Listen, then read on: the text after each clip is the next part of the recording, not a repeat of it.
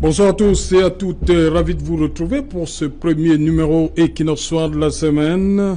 Pendant 2 jours, la corporation, au-delà de la biculturalité juridique, élément spécifique qui caractérise le barreau du Cameroun, s'est livrée au jeu démocratique, malgré le retrait fort de la course du bâtonnier sortant, Maître Jackson Nyekamga, suite à son mauvais classement à l'élection des membres du Conseil de l'Ordre. Maître Tchakounte Pati Charles, le nouveau bâtonnier, élu hier, ici même à Douala, par l'ensemble de ses confrères, ayant effectué le déplacement, et même ceux qui n'étaient pas là, afin de les représenter. Il est donc le nouveau porte-parole et possède également un certain nombre de pouvoirs et de compétences. Il disposera ainsi d'un pouvoir disciplinaire contre les avocats du barreau afin d'assurer les règles de discipline et de déontologie professionnelle. Le bâtonnier, un super avocat, madame, monsieur, c'est le fait du jour.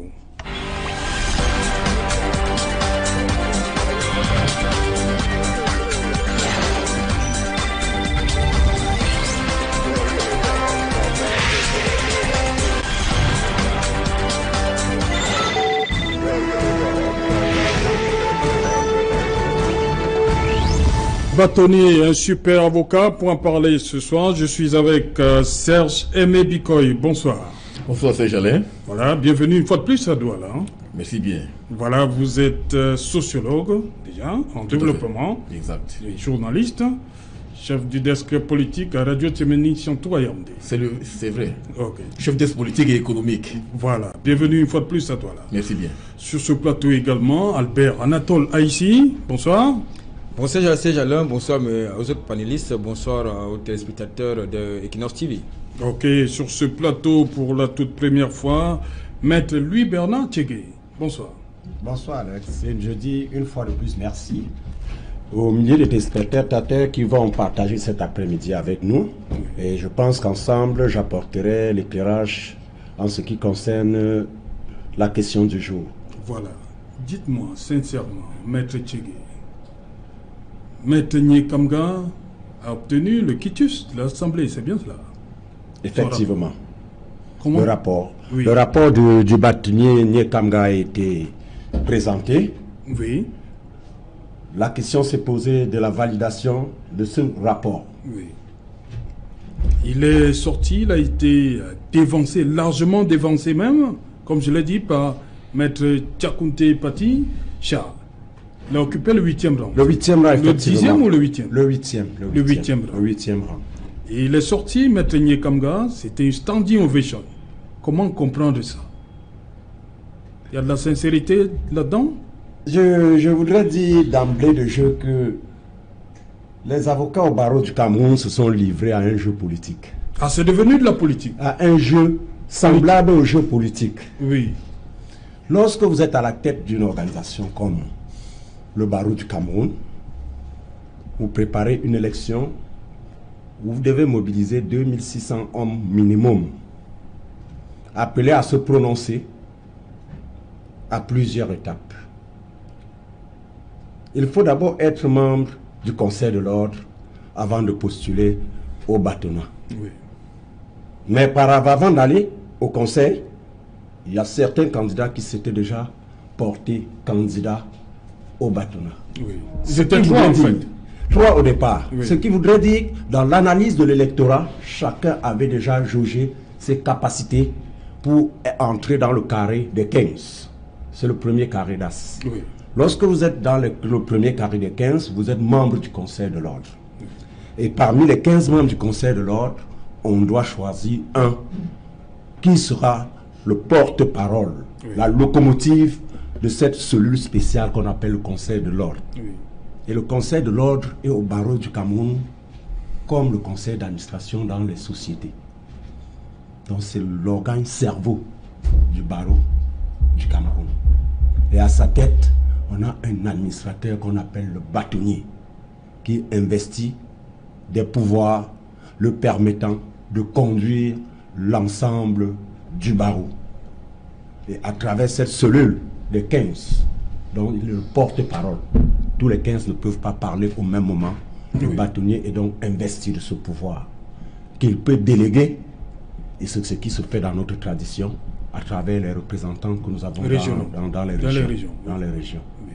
Donc dans le cadre de l'exercice de ces fonctions qui sont à la fois administratives, parce que c'est un administrateur, il administre l'ordre, c'est un pouvoir d'administration.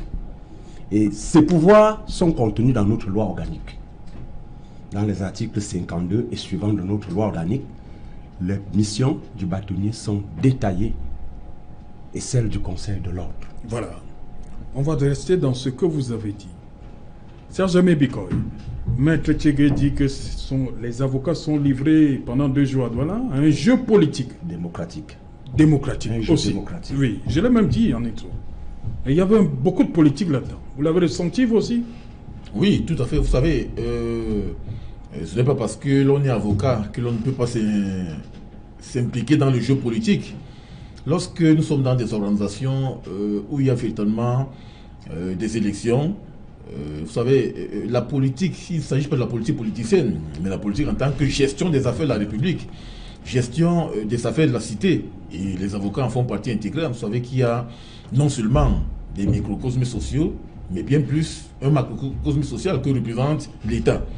Et le Conseil de l'ordre ou encore l'Ordre national des avocats du Cameroun est une instance qui, à un moment ou à un autre de l'histoire du Cameroun, peut davantage s'impliquer dans le jeu politique. C'est la raison pour laquelle vous constaterez que les candidatures qui vont davantage être présentées, il y aura un ensemble de tractations, un ensemble d'enjeux, un ensemble d'intérêts, un ensemble de stratégies, un ensemble de mécanismes d'action que les uns et les autres vont justement mettre en parallèle, en vitrine, de manière que l'on puisse davantage positionner tel ou bien tel autre candidat à la tête de l'ordre. Et c'est pour cela que l'Ordre national des avocats n'est pas en marge de ce qui se passe dans un contexte de l'élection.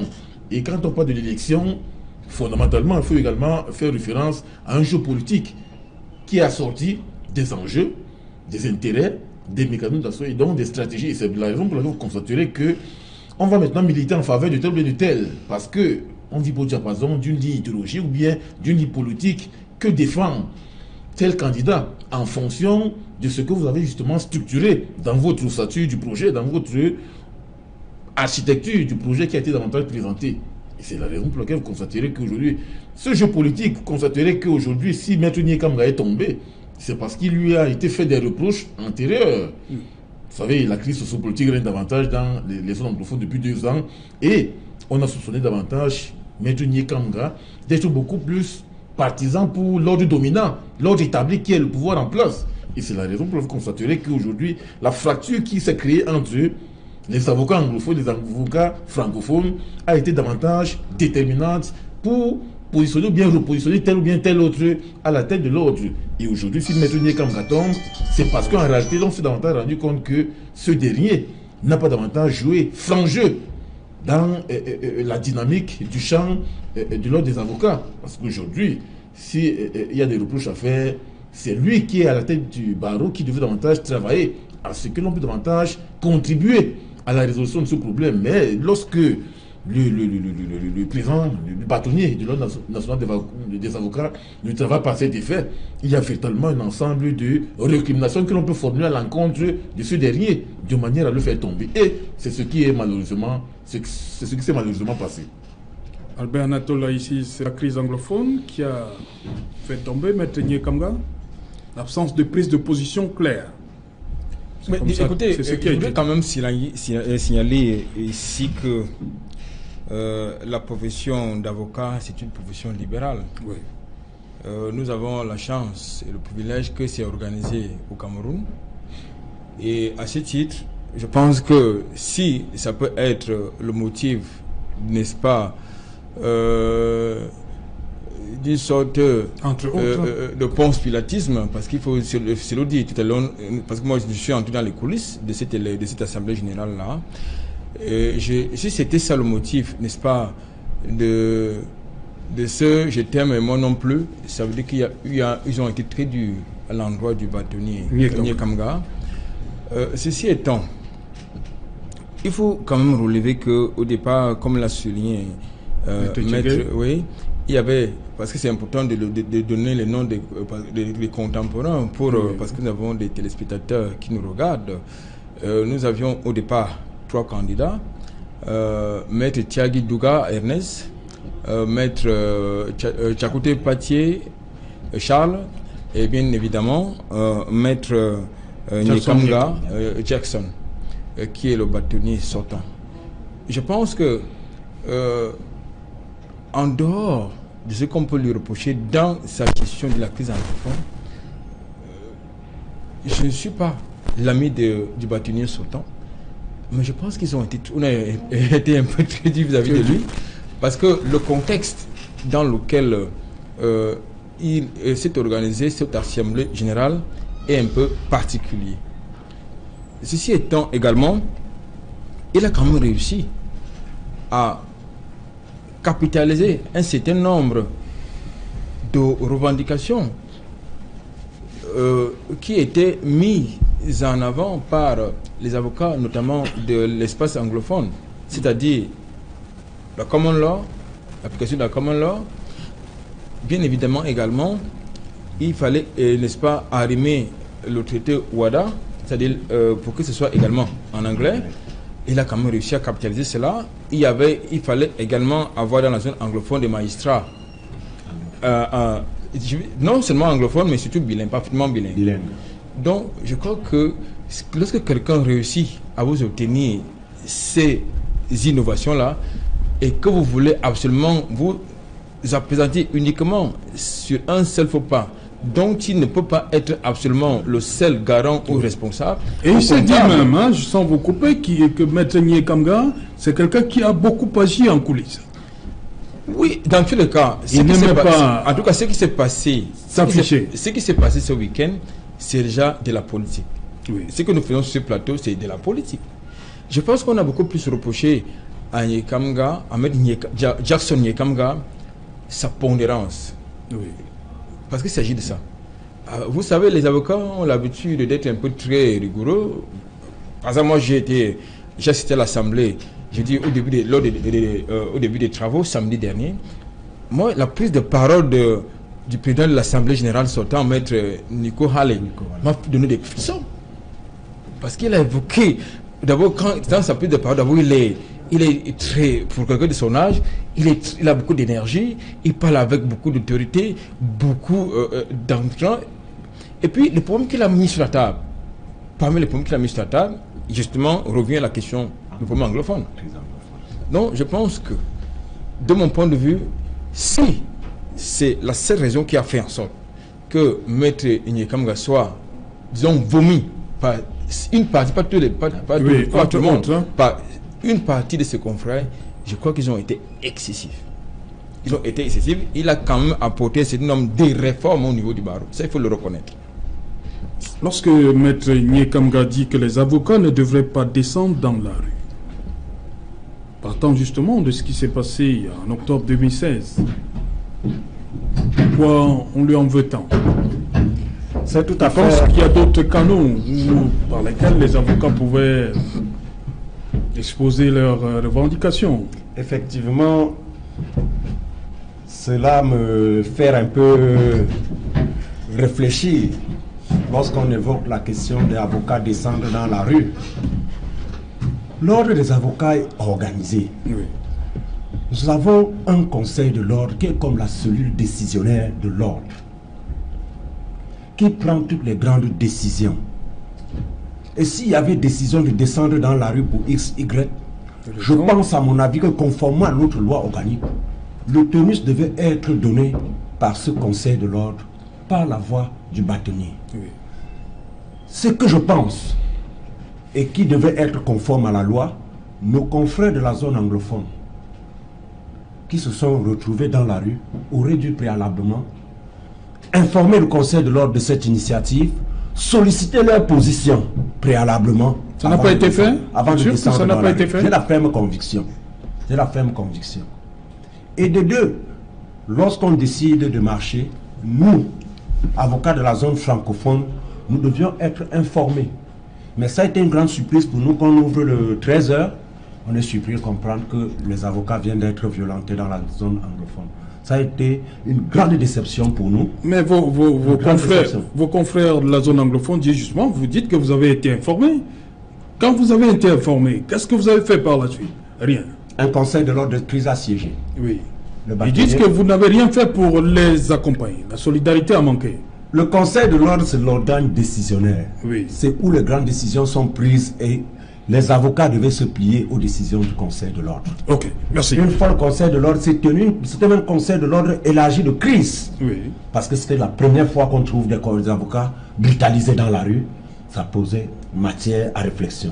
Voilà, merci. Sur ce plateau, Yannick Djemeni, maître Djemeni. Bonsoir, bienvenue. Bonsoir, déjà je vais m'excuser pour le léger retard. Oui. Vous êtes toujours fatigué par 2 jours de... Ouais, nous avons veillé au Castle Hall. Et Oui. ça n'a pas été facile. Ça n'a pas été facile. Bon, vous nous avez trouvé là en plein débat sur l'une des raisons avancées par rapport au départ de maître Nyekamga. On dit la mauvaise, entre guillemets, gestion de la crise anglophone. Vous partagez cet avis? Je ne dirais pas la Reproche fait par les confrères, hein, vos je ne confrères. dirais pas la mauvaise gestion, mais Oui. je dirais la gestion tardive. Tardif. Le bâtonnier n'a pas été très proactif Oui. parce qu'il est constant que ici à Douala, un confrère Abin déjà avait tenté de convoquer une réunion Oui, oui. Oui. pour parler du code Maître en Abin, anglais, oui. Maître Abin. Oui, oui. Et cette réunion a été interdite Oui. par les autorités Par le sous-préfet, administratives. oui. Sans Donc, au courant. et tous les avocats étaient au courant. Et la réunion avait été décidée d'être déportée du côté de la zone anglophone. Donc, le bâtonnier qui a des canaux, même informels d'information, savait déjà qu'il y a quelque chose qui se prépare. Et il n'a pas anticipé. Il n'a pas anticipé. C'est vrai, on va faire le reproche à nos confrères de la zone anglo-saxonne qu'il fallait qu'ils écrivent au bâtonnier et que ce dernier juge de l'opportunité d'une démarche ou pas. Mais là n'est même plus la question. Oui. Ils avaient déjà pris la décision, ils devaient marcher. En tant que père, qu'est-ce qu'il fallait faire? Il fallait se déplacer de ce côté et les réunir.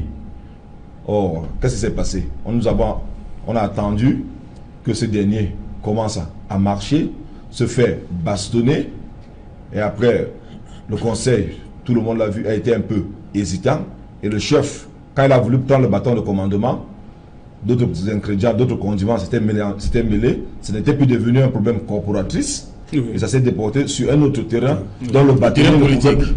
bâtonnier n'avait plus toutes les commandes. Oui. Mais ça a commencé ici à Douala. Le confrère a convoqué une réunion et ça chuchotait au sein de l'ordre qu'il y a quelque chose qui va se passer. Alors, qu'est-ce qui a été fait? Rien. Donc aujourd'hui, ce qui s'est passé hier... C'est la seule chose? Parce qu'il y Son a aussi, bilan, on nous revient. Il a quand même, je disais, Non, quand le il a obtenu le bilan, quitus ce serait pour moi intellectuellement malhonnête de dire que le bilan du bâtonnier émérite Jackson Nyekamga Oui. est mauvais. Je peux vous dire même qu'il a eu l'un des bâtons les plus difficiles. Oui. Parce que quand il prend les rênes, vous avez Qu'est-ce- 1500 Oui. stagiaires Oui. à former avec des caisses trouées, Oui, pas oui. vides, je dis trouées, Oui. parce qu'il y a un passif. Vous trouvez des caisses avec un Et passif. là, il laisse les caisses bien renflouées. Là. Bon, les caisses renflouées, il laisse les caisses avec de l'argent, Oui. pas bien renflouées. Il laisse les caisses avec de l'argent, je préfère dire Oui. ainsi les On choses. va revenir sur le problème des stagiaires dans un instant. Serge Aimé Bikoy, vous vouliez ajouter quelque chose? Oui, vous savez, c'est Maître Tchégo qui relevait tout à l'heure que les avocats anglophones auraient dû justement saisir l'Ordre national des avocats pour justement porter le problème de manière à voir dans quelle mesure, bâtonnier.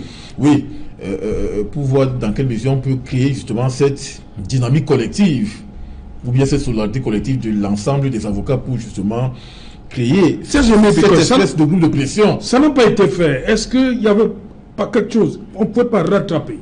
Absolument, ça n'a pas été fait. C'est pour cela que la réunion qu'a tenté d'organiser Maître Abengdon faisait même mention tout à l'heure. Maître Djemeni. Maître Djemeni devait davantage interpeller le bâtonnier, l'ancien bâtonnier Maître Nyekamga, pour justement constater qu'à l'heure actuelle, il y a anguille sous roche.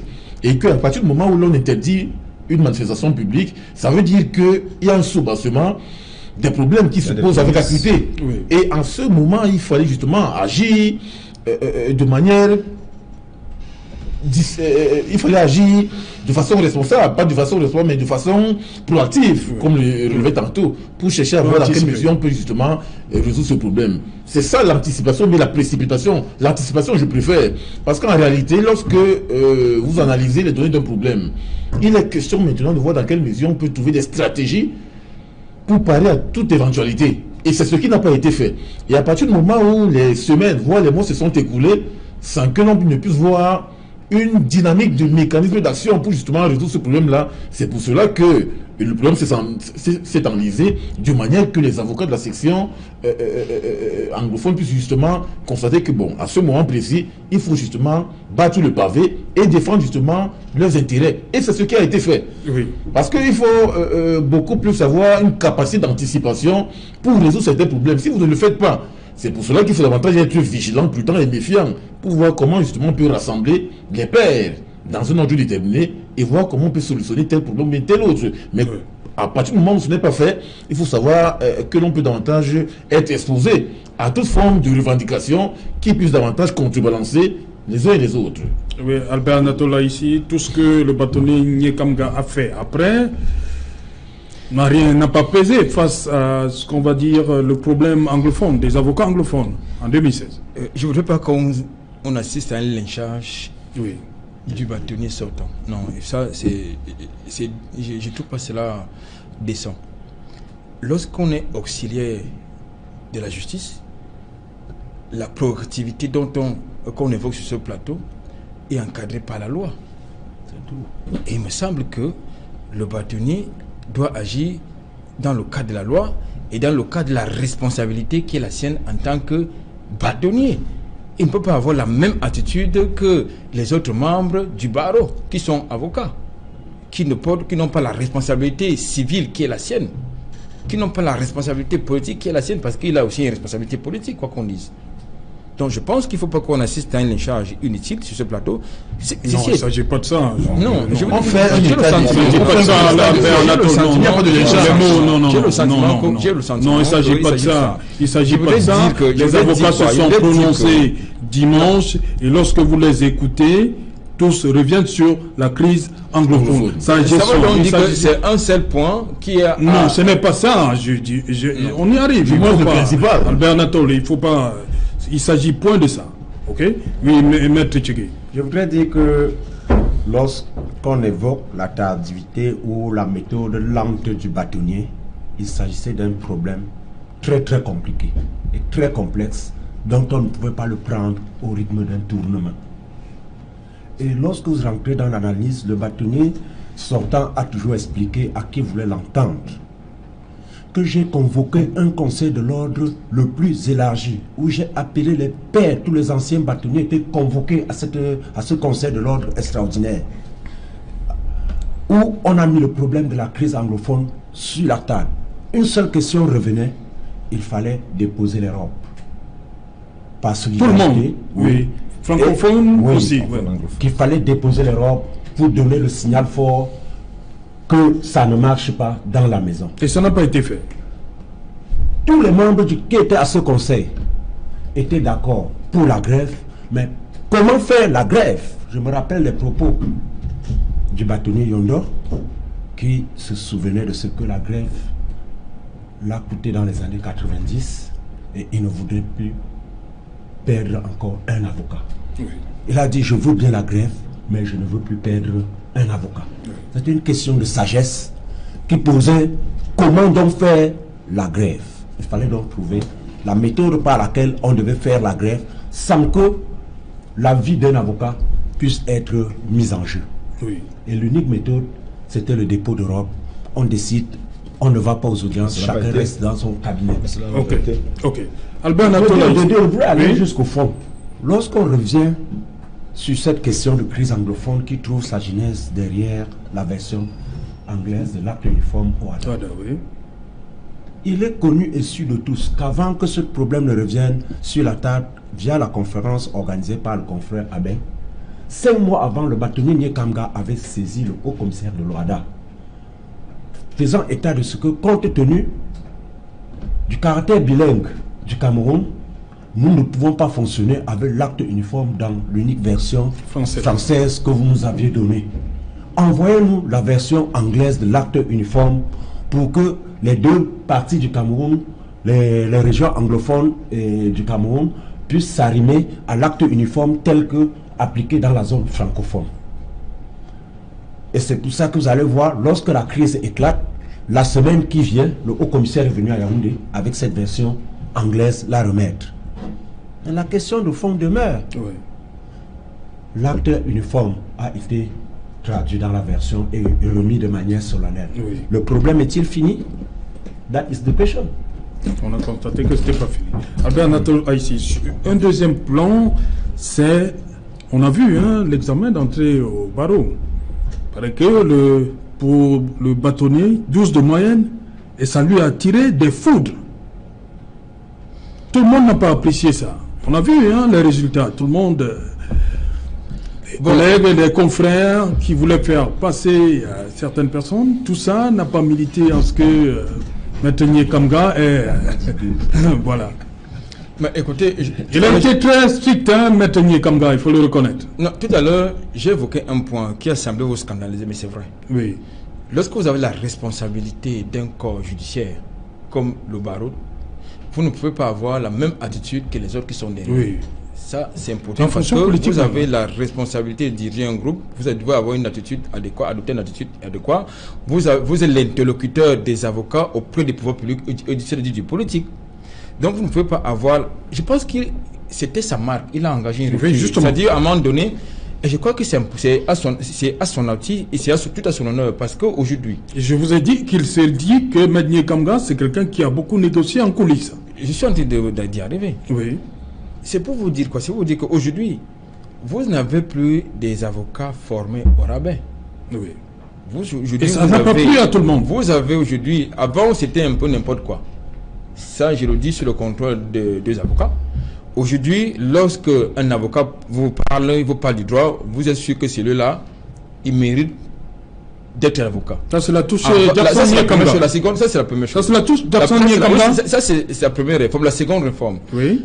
Je crois qu'on a été habitué à voir des avocats qui étaient bastonnés dans les commissariats de police, de gendarmerie, parce qu'ils venaient assister leur conseil. Oui. Absanier Kamga, on n'en a jamais plus vu cette image. Ça, il faut quand même le reconnaître, parce qu'il a mené les politiques à comprendre que l'avocat, c'est l'auxiliaire de la justice, il mérite le respect qui lui est dû en tant que tel. Ça, c'est de trois. Je voudrais dire quoi? Je voudrais dire que je pense que, sauf si ma mémoire me joue des saltos, je crois également que Maître le bâtonnier sortant, il a laissé un projet de constitution du nouveau siège du barreau, je crois. Oui, donc je pense qu'il s'agit également d'une grande réforme parmi tant d'autres. Oui. Donc lorsqu'on voudrait s'appesantir uniquement sur une question qui a une connotation politique, c'est-à-dire l'affaire des confrères de la zone anglophone, moi ça me pose un problème. Okay. Dans la kyrielle des réformes qu'il a engagé au niveau des barreaux. Maître Djemeni, il y a cet aspect, un bon point, on va quand même retenir ça. Maître Jackson Kamga a pu faire le tamis pour entrer au barreau. Vous allez lui reconnaître ça quand même, non? Comme je l'ai dit en entame de mes propos, ce serait intellectuellement malhonnête de critiquer le bilan du bâtonnier Jackson Kamga, le bâtonnier émérite Jackson Kamga, qui a fait un très bon bilan, au-delà du tamis objectif qui a été fait à l'entrée des stagiaires. Vous oubliez un autre point qui était très important. On a acquis la CIB au Cameroun. Oui. On a reçu beaucoup de formations sur les financements de projets, sur l'arbitrage. Mais il faudrait qu'on se le dise. Le barreau est une institution démocratique. Et les avocats aiment la clairance. Ce n'est pas parce que j'ai bien travaillé que je ne vais pas partir. Non, je ne suis pas adepte de ça. Mais il y a la façon de partir aussi. Non. Il n'est pas... je crois qu'il est sorti même par la grande porte. Je ne pense pas qu'il a été... C'est pas une fatwa, il est sorti par la grande porte. Non, lorsqu'on voit quand même le score, l'écart. Non. Après, pourquoi le bâtonnier Kamga décide de jeter l'éponge? Non. Vous l'avez relégué à la 8e place. Non, je ne veux pas répondre à sa place. Je vous dis, les avocats aiment la tenance. Oui. Et les propos du bâtonnier émérite à Keremona, lors durant ses campagnes, il a dit, moi j'étais bâtonnier à 22 ans, Mais Jackson Nikamga était mon secrétaire de l'ordre il y a 22 ans. Voilà. Vous avez des jeunes loups qui ont faim.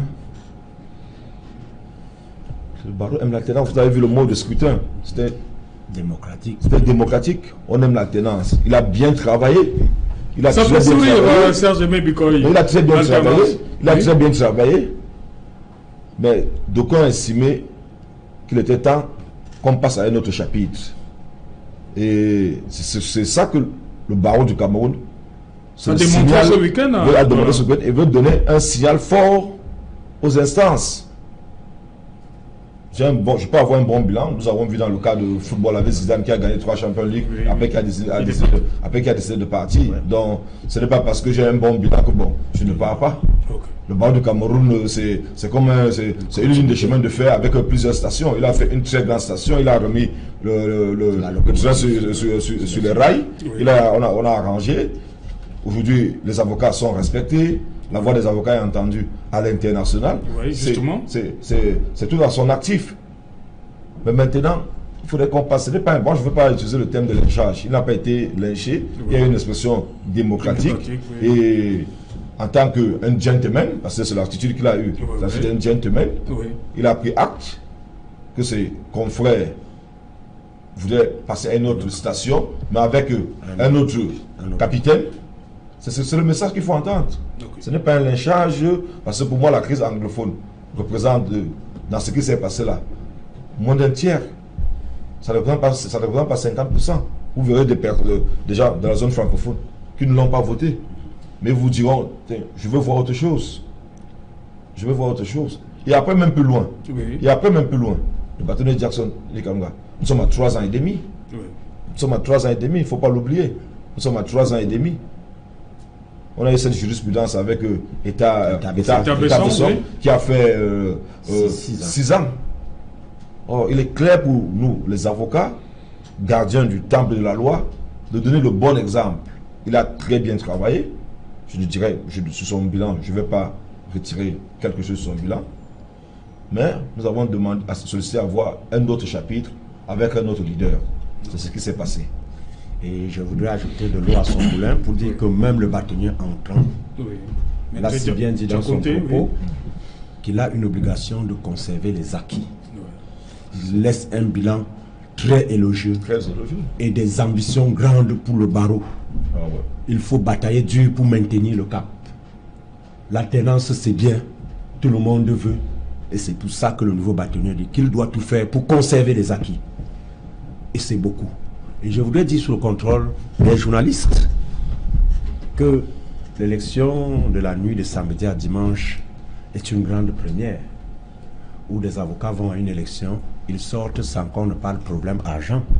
Pour ceux qui ont l'habitude de venir à nos assemblées générales, oui, quand ils arrivent, dès la fin du bilan, c'est la question d'argent qui divise les électeurs. Mais au moins pour cette fois-ci, non, la clarté et la clairvoyance dans sa gestion. Ils sont passés dans un très grand professionnalisme. Non, personne. Ok. C'est le seul fantôme, l'arbre qui a caché la forêt qu'on appelait crise anglophone, qui était le menu quotidien de tous les Anatole élèves. ici n'aime pas trop entendre. Oui, non, c'est une expression vraiment, nous la Oui. prononçons à contre-cœur. Oui. Parce que vraiment, cette crise anglophone telle qu'on la développe sur d'autres plans, pour finir, on ne connaît pas. Que ce soit dans le politique, on parle de crise anglophone. Au barreau, on parle de crise anglophone. Dans les entreprises, on parle de crise anglophone. C'est un véritable serpent de mer. Oui. Ok. Maintenant, il est devenu le rail utilisé partout pour poser n'importe quelle situation, crise anglophone. Je dis que c'est un problème que les avocats devaient comprendre. Je voulais revenir sur la question du stage. Le dernier examen de stage que vous avez évoqué. Nous avons la loi organique. La loi organique dit que l'examen du stage est sanctionné par la note 12/20. Tu es à 12. Mais pourquoi tu ce passes. dernier examen a fait tant de bruit? C'était quoi sa particularité? On n'a jamais vu ça. Ils ont statué conformément à la loi. Oui. Ils ont Ce fait qui les se faisait pas délibérations. avant. Ils ont fait les délibérations Ce qui se conformément faisait à pas la avant. loi. Tout le jeu se jouait même depuis la correction, l'examen. Oui. Vous ne pouvez pas venir tourner une maison par la base. Si les sujets ont été donnés, les correcteurs ont évalué et ont apposé des notes sur des copies. n'allez pas choisir d'autres critères à la fin alors que vous avez la Bible qui vous dit ce qu'il faut suivre. Vous ne pouvez pas aller au contraire. Sauf si une décision spéciale, on regarde pour tout le monde ou on applique la loi. Je pense que c'est ce qu'on reproche au bâtonnier Nié. Que lorsqu'on est arrivé sur cette question, il a rappelé, et ce n'était pas sa décision unanime, le jury a validé. Restons sur les canaux. Que dit la loi pour l'examen de fin de stage? Il faut avoir 12 de moyenne. Voilà. Ils se sont arrêtés sur 12 de moyenne et on a clôturé les PV. Parce qu'on a pour une première fois, ça a été dû. C'est la rigueur dans le travail. Il faudrait que l'on se dise, c'est la rigueur dans le travail. Les corrections se sont passées dans des conditions tellement rigoureuses et très sereines où il n'y avait pas moyen qu'il y ait des troubles. Donc tout était organisé sous le contrôle de la chancellerie. Les PV sont arrivés, on a délibéré de manière consensuelle et sur les notes apposées devant chaque nom et conformément à la loi. Maintenant, si la loi est dure, elle est dure. La loi, c'est la loi. Ok, merci. Je voulais ajouter quelque chose pour chuter. Quelque chose. C'est que le jury n'est pas essentiellement composé d'avocats. Vous avez des hauts magistrats, des professeurs agrégés qui composent le jury. Donc on ne saurait imputer toute cette responsabilité Non, on accuse plutôt M. Kangwa d'être un peu trop rigoureux. C'est bizarre quand même. Hein? L'ex dura l'ex. Ça j'ai même picolé. Moi je voudrais comprendre ça parce qu'il a été trop dur. Là. Bon, chacun a sa méthode. Vous savez, le système de notation est fonction de la personnalité de chacun qui incarne une structure déterminée. C'est également fonction d'un ensemble de critères de rigueur que l'on peut davantage présenter. Vous savez qu'on ne veut pas avoir affaire à des avocats qui sont médiocres, qui sont piètres, et ça risque davantage de se répercuter sur la société à travers la gestion d'un ensemble d'affaires, notamment en justice. Donc on peut comprendre cela, on est là dans une approche compréhensible. Mais je voudrais davantage revenir sur la présente question qui a été posée par rapport au bilan de l'ancien bâtonnier. Oui. Lorsque moi je vois l'orientation de l'ordre national, vous allez constater qu'il y a toujours eu alternance, que ce soit avec Maître Charles Tchungang, Maître Akeremouna, Maître Itabisson, Maître Francis Sama ou encore aujourd'hui Maître Nye Kamra. C'est toujours la donne de l'alternance. Donc on est là dans la structuration des ruptures. Parce que dans le fonctionnement des systèmes ou bien des structures, il y a soit les permanences, soit les ruptures. La permanence consiste davantage à l'observation de la reproduction ou bien de la pérennisation de l'homme à la tête d'un instant déterminé. On a aujourd'hui, avec la problématique du chef de l'État qui reste au pouvoir 35 ans après, donc lui, il se situe dans 36 ans.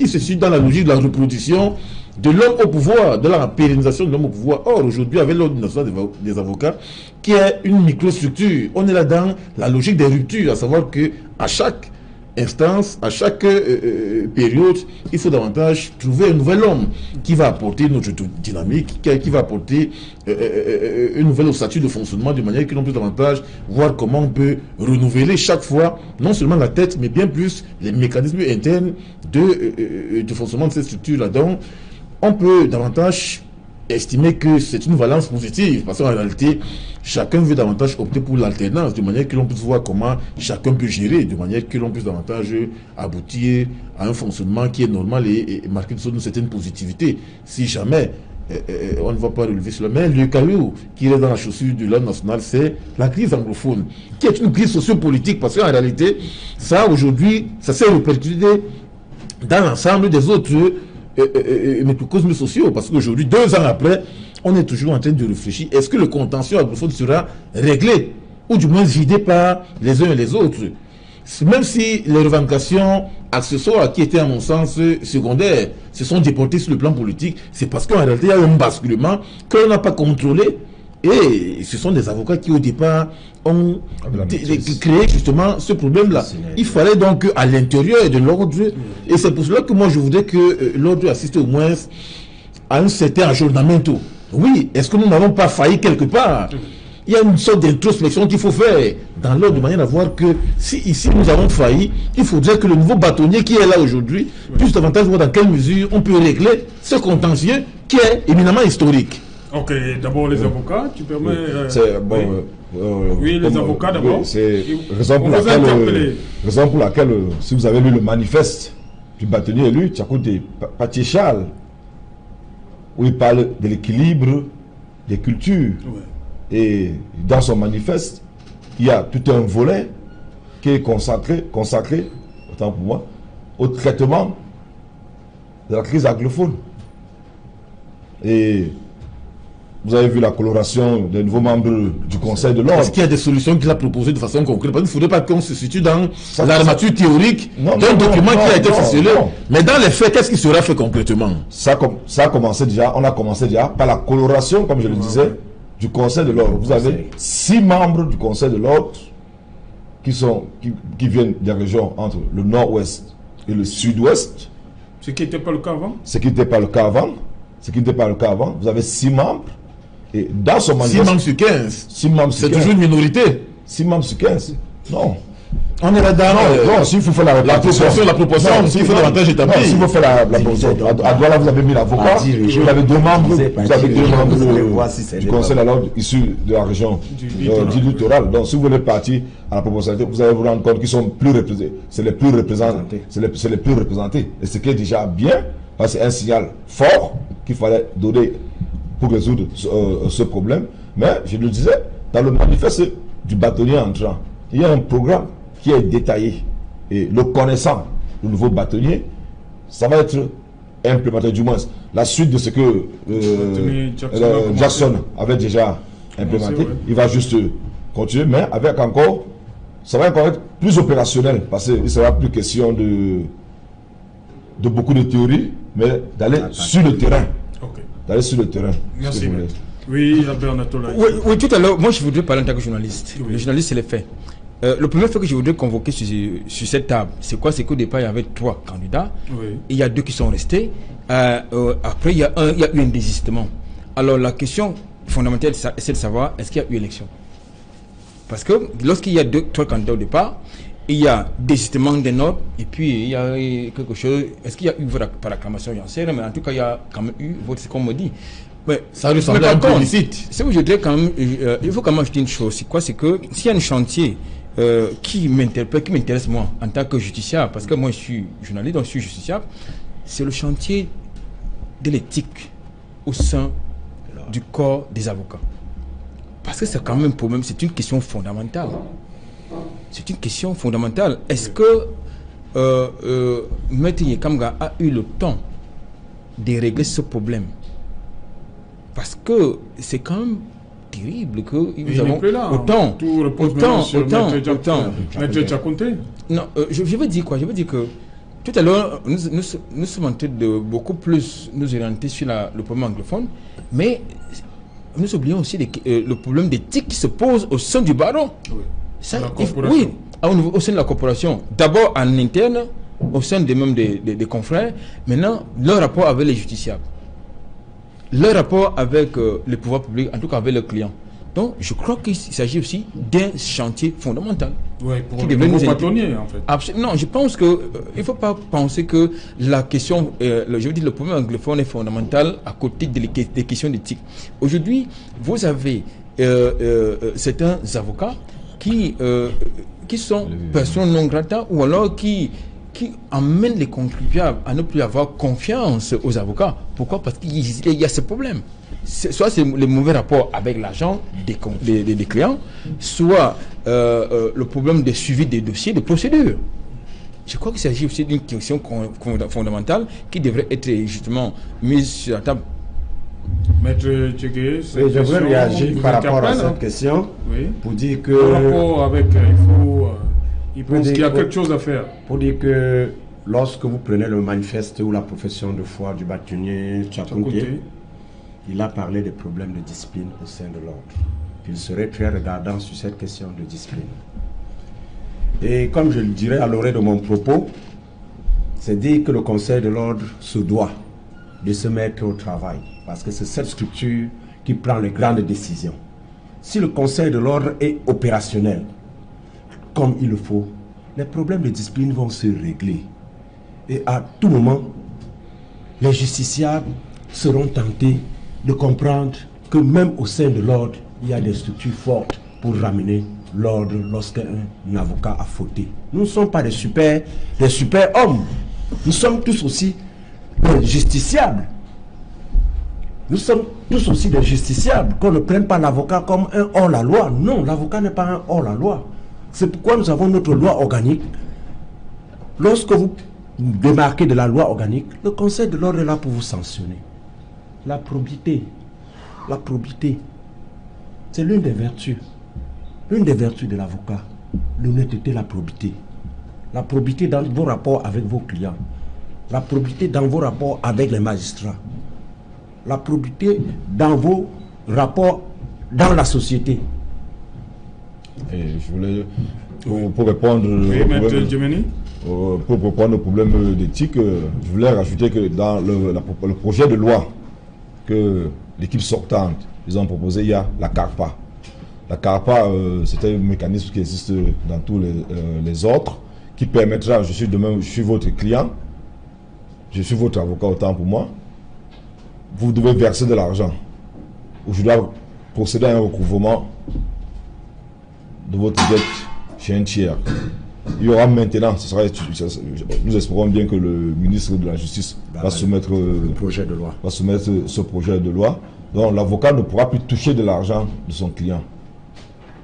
S'il veut toucher de l'argent, il y aura double signature. Donc le client sera informé du suivi. Et après, avant que ce CARPA ne soit mis en place, dans le règlement intérieur, déjà dans le règlement intérieur, il est imposé déjà, moi, dans le cabinet de Maître Djemeni, nous avons un compte cabinet qui est différent du compte de Maître Djemeni. Qui est différent. Donc ce problème éthique-là sera soumis aux parlementaires et nous espérons que ça va passer. Parce que l'autre obstacle majeur, ce n'est pas les lois qui en manquent, ce n'est pas les propositions qui manquent, ce n'est pas les projets qui manquent, mais c'est de les faire traverser du ministère de la Justice pour l'Assemblée nationale et que ça ressorte. Et là, ça ne dépend pas de nous, l'avocat, encore moins du bâtonnier. Ok.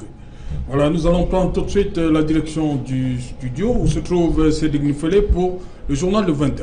Bonsoir Cédric. Bonsoir Serge Alain, bonsoir à vos invités. Voilà, le 20h, c'est dans un instant 2 ou 3 titres qui feront l'essentiel de ce 20h.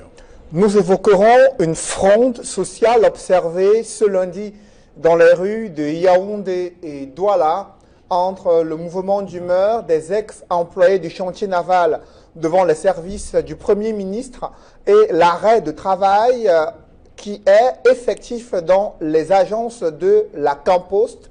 Le dénominateur commun, ce sont le non-paiement des droits sociaux, mais aussi des conditions de travail qui ne cessent de se dégrader dans ces structures parapubliques. Nous parlerons de la crise anglophone avec la décision de la Haute Cour de justice britannique qui s'est déclarée incompétente pour statuer sur une demande concernant la non-reconnaissance de ce plébiscite de 1961 qui consacrait cette réunification du Cameroun. Quelles en sont les implications au-delà de la flambée de violence toujours observée dans certaines localités des régions anglophones? Vous suivrez cet appel du cardinal Toumi qui s'est une fois de plus interposé entre les groupes séparatistes et l'armée camerounaise afin de prôner la voie d'une résolution pacifique de la crise anglophone. Et nous évoquerons également le portrait du nouveau bâtonnier de l'ordre des avocats du Cameroun. Qui est-il réellement? Quel est son parcours professionnel au sein du barreau et les défis qui l'attendent? Nous en parlerons dans le journal de 20h. Voilà, madame, monsieur, dans un instant, le 20h de Cédric Nuffelé, et qui nous soit vous revient tout de suite après la pause journal, toujours en compagnie de nos 4 débatteurs.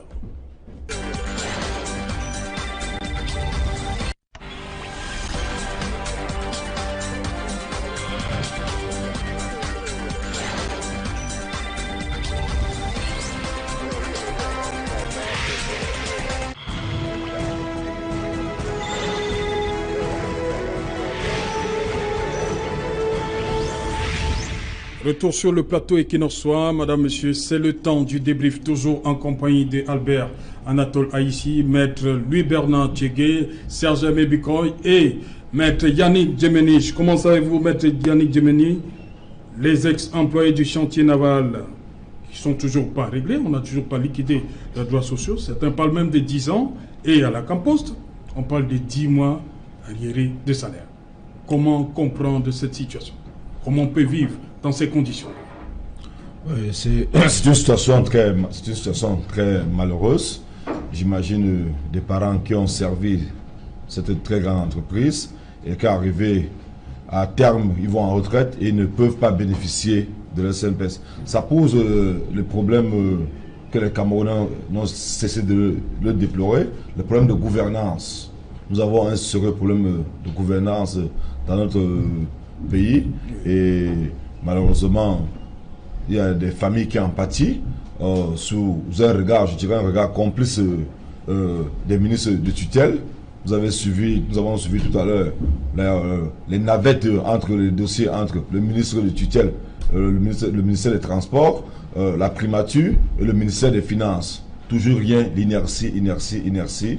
Je commence à croire que même les proches collaborateurs du chef de l'État ne jouent pas franc jeu contre ce dernier, parce que ce que nous vivons là m'interroge énormément. Ok, Albert Anatola ici. Cette situation déplorable, dit Maître Diemeni, le chef de l'État n'est pas au fait de la situation. Permettez-moi d'ajouter à cette liste le cas de 638 ex-agents de Régie Fercam. Oui. Il s'agit d'un dossier qui a quand même pu l'espace. Ça n'a pas été résolu. Ça n'a pas été résolu. Il réclame 17 milliards à l'État. Oui. Il semble que cet agent a été débloqué, mais ça a disparu quelque part. Mais pourquoi ils sont silencieux? Ils sont silencieux parce qu'il faut, comme tout à l'heure, l'évoquait tout à l'heure, Maître Diemeni. Oui, tout à l'heure, Maître Diemeni, c'est-à-dire que vous avez à divers parler des complicités. Vous avez, à notre niveau, certains responsables qui ne sont pas évalués, qui ne sont pas contrôlés. Vous avez à divers paliers une absence, je vous dis, de prospective. C'est-à-dire que lorsque vous confiez une tâche à quelqu'un, il faut aussi avoir la clairvoyance de suivre. Et c'est de ça qu'il s'agit. Deuxième chose, je pense qu'il ne faut pas tout le temps que l'État puisse prendre l'argent chez le contribuable pour davantage faire fonctionner, mettre constamment les sociétés, n'est-ce pas, sur respiration artificielle. Non, je crois qu'il faut qu'on arrête ça. Il faut qu'on puisse mettre la pression sur les gestionnaires de ces entreprises publiques et parapubliques, de telle sorte qu'on leur impose, n'est-ce pas, un résultat qui rend les sociétés compétitives. Parce que je pense, écoutez, Campo, il s'agit d'une société qui doit quand même se faire de l'argent. Chantier Naval n'avait pas ces problèmes avant. Et je pense que lorsque M. Fongi, qui malheureusement se trouve en prison, dirigeait ces structures, on n'avait pas ces problèmes. Depuis que M. Fongi est en prison, combien de directeurs généraux sont succédés à la Vous avez même un DG qui a créé à côté du chantier naval, ça je vous le dis, qui a créé à côté du chantier naval une autre structure parallèle qui fait exactement les mêmes prestations que le chantier naval avec l'argent, les fonds qui sont alloués au chantier naval. On le sait. Il y a certains individus qui le savent à la présidence de la République, au secrétaire général de la présidence de la République, mais ils restaient curieusement complets et silencieux. Je pense qu'ils ont fait, comme dans ce pays, c'est quand on va le pavé, que peut-être les lignes bougent. Je crois qu'avec ce qui est en train de se passer, il va falloir que c'est lui qui a l'habitude de donner les autres institutions puissent venir régler les problèmes élémentaires. Je crois qu'il y a un problème. Ok. Un début de septennat, on a vu le Premier ministre Yann Philémon accueilli à l'entrée de l'immeuble Étoile par il les a vus au moins. Oui. Vous êtes sûr, il les a vus? Sans conteste, il les a vus. Vous savez, on ne peut pas être... sauf si l'on est mieux, on ne peut pas être indifférent à la présence massive d'un ensemble d'anciens agents du chantier naval qui vous attendent sereinement, parce que véritablement il est question de faire un sitting, question de revendiquer systématiquement ce à quoi vous avez droit. Nous sommes là dans une espèce de gouvernance parambricale, parce qu'aujourd'hui on se rend davantage compte qu'il y a une certaine politisation de la résolution des problèmes conjoncturels. Ce n'est pas la première fois que les anciens agents des sociétés d'État revendiquent. On se souvient de l'ensemble des anciens employés de la Régie Fercam, de la BISEC, entre autres, qui sont toujours devant la façade du ministère des Finances pour justement exiger le paiement de leurs arriérés de salaire qui s'évaluent à plusieurs mois. c'est comme si on est dans un système où, à partir du moment où il faut revendiquer, c'est la raison pour laquelle il faut davantage pousser l'État, ou bien mettre l'État dos au mur, pour voir dans quelle mesure on peut justement voir comment résoudre ce problème-là.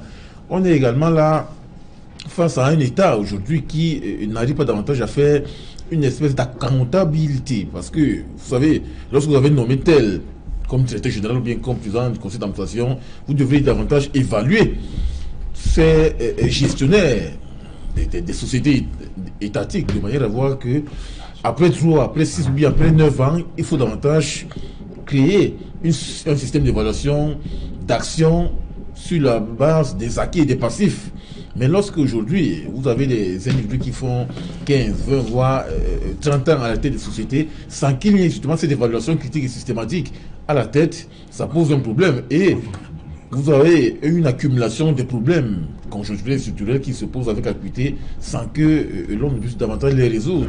Et c'est pour cela que cette jonction de ces problèmes-là crée davantage un mur de problématiques qui vont davantage se poser et présenter lorsque nous sommes aujourd'hui, et ça c'est le nouveau CEPIDA, et vous constatez véritablement que chaque maillon de la chaîne sociale voit dans quelle mesure pour justement porter au devant de la scène publique un ensemble de problèmes.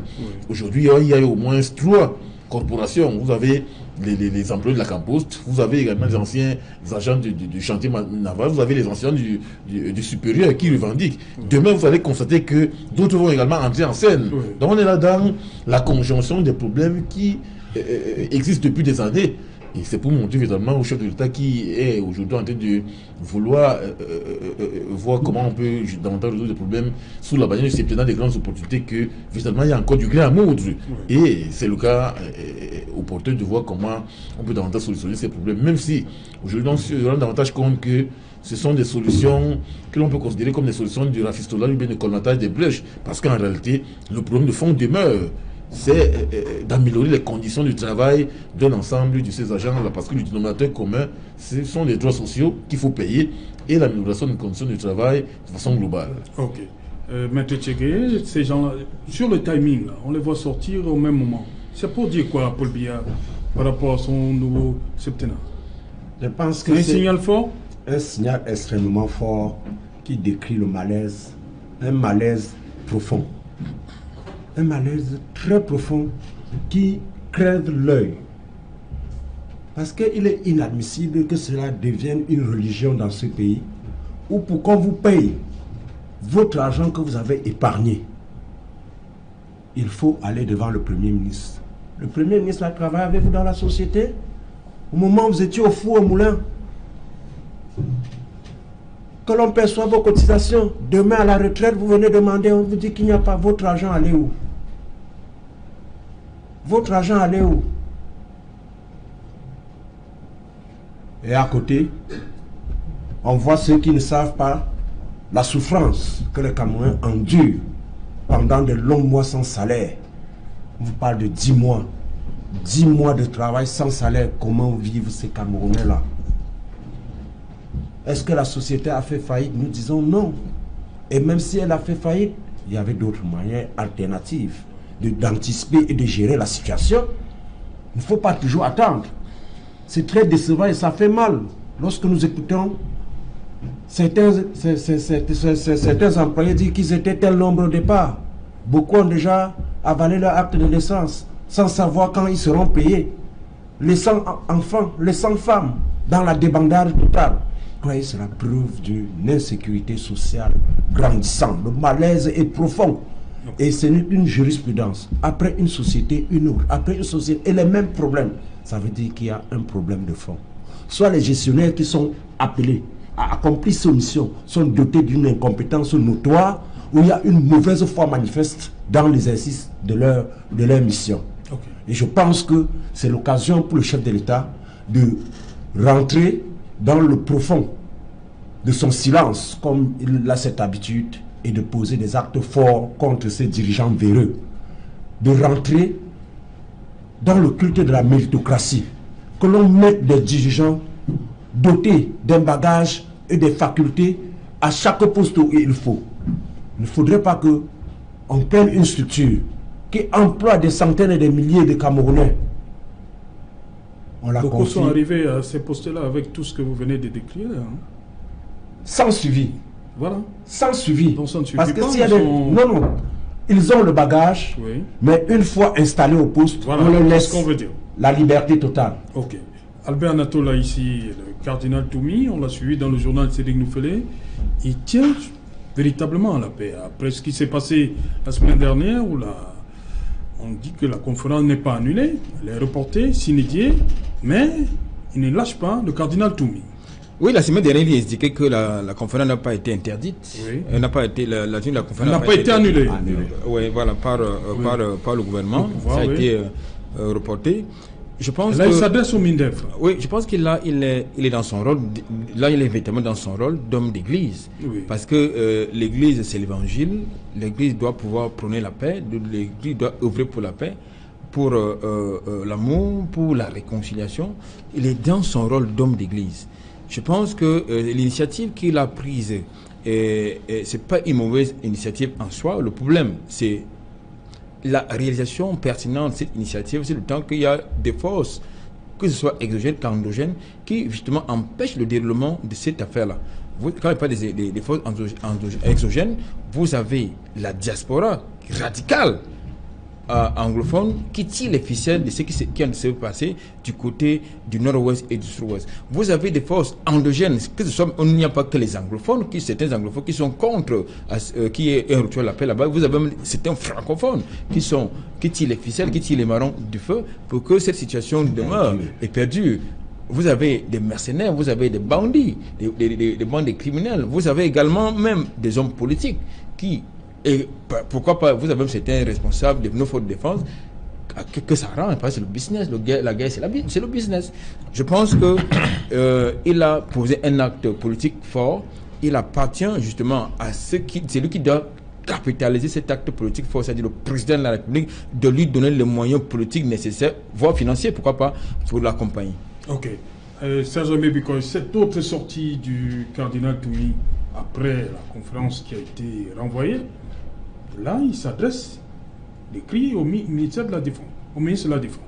Oui, ça Pour montre demander que- aux forces de défense, au niveau de la force, d'utiliser, parce que la force entraîne forcément une réaction violente. Oui, ça montre que le cardinal Honoré ne lâche pas prise. Oui. Ce n'est pas parce qu'on a reporté pour la deuxième fois cet événement lié à l'organisation de la conférence constitutionnelle anglophone qu'il faut davantage dormir et constater que non, ce problème ne sera pas résolu. En fait, ça montre véritablement qu'il y a d'autres leviers qu'il faut actionner pour voir dans quelle mesure on peut faire fléchir l'État. Parce que jusqu'à l'heure actuelle, le problème politique n'est pas encore posé en débat, de manière que des leaders politiques, des acteurs de la société civile, des universitaires, tous les membres de la chaîne qui font partie justement de la lutte contre la crise anglophone soient justement au cœur de ce débat-là. Donc, c'est vrai que connaissant davantage le système de fonctionnement de l'État, et en l'occurrence des officiels gouvernementaux, c'est pas toujours évident. Vous savez, aujourd'hui, c'est l'exécutif qui tient les manettes du fonctionnement de la République. C'est comme à l'Assemblée nationale. Tant qu'il y a justement cette hyper-puissance de l'exécutif sur le législatif, vous allez constater que l'ensemble des problèmes, l'ensemble des projets de loi qui sont davantage posés ou bien déposés à l'Assemblée nationale n'ont pas toujours cette forme de résolution, de manière que l'on peut davantage aider à ce que l'on peut davantage valider tel projet ou bien tel projet. Donc aujourd'hui, oui, on écrit au MINDEF, mais vous savez que le MINDEF est sous la responsabilité du chef de l'État. Voilà. Si le chef de l'État, ministre délégué. voilà, n'accorde pas une onction à telle problématique ou bien à tel problème qui est posé, rien ne sera davantage actionné, de manière que l'on peut davantage voir comment on peut débattre. Vous savez, c'est le chef de l'État qui décide de pouvoir voir comment on peut résoudre tel problème politique. Si aujourd'hui, il a opté pour la logique de la décentralisation, ceux qui ne rencontrent pas toujours l'assentiment d'un ensemble d'acteurs sécessionnistes ou bien séparatistes, le problème va rester et demeurer. Bon, aujourd'hui, le MINDEF, c'est peut-être, il faut peut-être écrire au chef de l'État et voir s'il va réagir ou pas. Mais sachant véritablement que ce dernier est toujours silencieux et restant davantage fidèle à sa logique qui est celle de ne pas réagir c'est pas toujours évident. On peut davantage estimer que oui, c'est une forme de coup de pied dans l'eau, sans que véritablement que l'on ne puisse avantage. Vous savez, il y a 5 mois que Christian Toumi, le candidat Christian Toumi a déposé un courrier disant davantage à organiser cette conférence anglophone, mais 5 mois après, il n'y a eu aucune autorisation qui a été accordée ou bien qui a légitimé justement cette réquisition-là. Et aujourd'hui, on risque davantage d'aboutir à un éternel recommencement. Et le problème va demeurer sur le terrain, malheureusement. Ok, on fait un autre détour, cette fois-ci avec Sylvestre Hippolyte Zangaou. Bonsoir. Bonsoir Serge Alain. Voilà, dans un instant, 100% football. Dans un instant, nous parlerons de cette décision de la Confédération africaine de football qui fait mal. Mal aux Camerounais, mal aux amoureux du football. Un des 2 clubs camerounais qui devaient prendre part au Coupe africaine interclub, précisément la Coupe de la CAF, est finalement hors course. La Confédération africaine de football l'a fait savoir à la FECAFOOT en début de week-end dernier. Finalement, le vainqueur de la finale de la Coupe du Cameroun qui doit se disputer entre Ding Sport de la Ligue et Lyon Blessé de Fotoni n'ira pas en compétition africaine. Pourquoi cette décision? À qui la responsabilité? On verra tout à l'heure, vu que c'est le cabinet civil de la présidente de la République, comme l'a encore rappelé le ministre des Sports et de l'Éducation physique en milieu de semaine dernière, qui décide de la date de la finale de la Coupe du Cameroun. Nous parlerons également de ce jour J pour les Lions indomptables. Demain, elles affrontent le Nigeria en demi-finale de la Coupe d'Afrique des Nations qui se dispute au Ghana. Les Camerounais se sont qualifiés en terminant première de leur groupe vendredi dernier, 1 but partout face au Ghana. C'était le score de ce match. Dans le même temps, samedi, le Nigeria a explosé la Guinée équatoriale 6 buts à 0. Il faut rappeler que les 2 équipes s'étaient déjà rencontrées il y a 2 ans en finale. C'était au Cameroun en 2016 et c'est le Nigeria qui l'avait emporté sur les Lions indomptables du Cameroun. Élection de la Fédération camerounaise de football. Joseph-Antoine Bell, encore candidat, il a déclaré hier lors d'une conférence de presse du côté de Yaoundé. Et la question, avant que vous me la posiez, cher Serge Alain Autour, je vais immédiatement vous donner la réponse. Les invités de 100% foot ce soir, Christian Mbala-Mokongo, il est consultant à la Ligue proportionnelle du Cameroun, et Beb Solo, ancien Lion indomptable, mais surtout ancien joueur de l'Union sportive de Douala. Il a participé au Coupe africaine interclub avec lui et Christian Mbala-Mokongo. Nous apprendrons ce soir ce que peuvent devenir ces joueurs, dans quel état ils peuvent se trouver en ce moment, eux qui savent qu'ils ne participeront pas à la Coupe de la Confédération cette saison. Voilà, merci. Vous l'avez déroulé pour nous, le menu de 100% football tout à l'heure. Bonne émission. Merci Serge. Zangaou. Bonne fin d'émission à vous. Voilà, on va terminer avec vous, les 2 avocats sur ce plateau. Un mot sur le barreau, le chantier qui attend de maintenir Kamga, rapidement. Maître Tchakouté.